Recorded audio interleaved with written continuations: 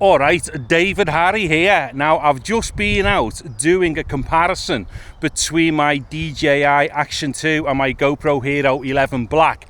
Basically, I'm doing a bunch of videos, doing tests between, like, you know, the different camcorders and like the different kind of like action cams and whatnot that I've got, in order to be able to whittle it down to say just one or two things, because I've got like far too many of these things and I obviously don't use them all the time. Anyways, as I've been out doing the Action 2 versus the Hero 12 video, what I've done is just decided to do a little bit just with the Action 2 here.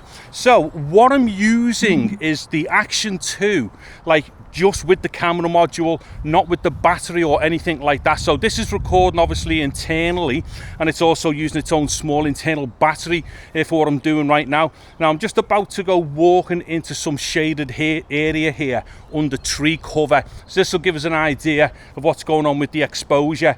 Now what I'm going to do, because I want to try and keep this video as short as I can, because I'll probably run out of battery soon on this little tiny action camera, and what I'll do, I will have in the video description below the details of like what's gone on here as far as the setup is concerned with exposure and stuff.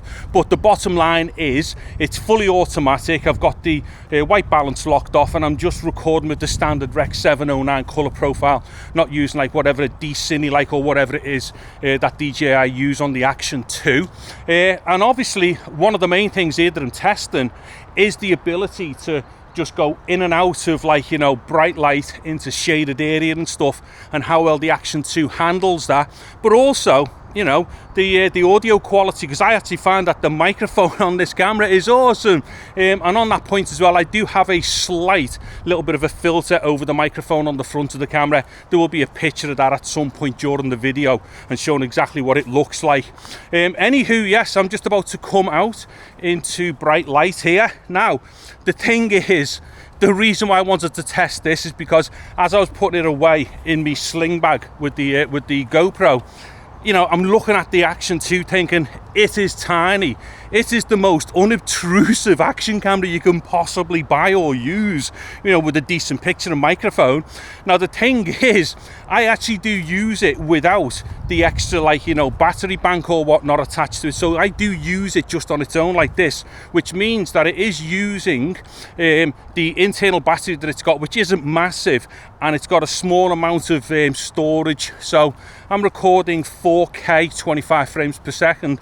I think I get somewhere in the region of 20-25 minutes at that as far as the battery is concerned, in conjunction with whatever the storage is. I think the storage ends up being something like, I think, is it around 24 gigabytes spare or something, after it's been formatted and whatever else it does inside the camera. But the bottom line here is this is undoubtedly tiny.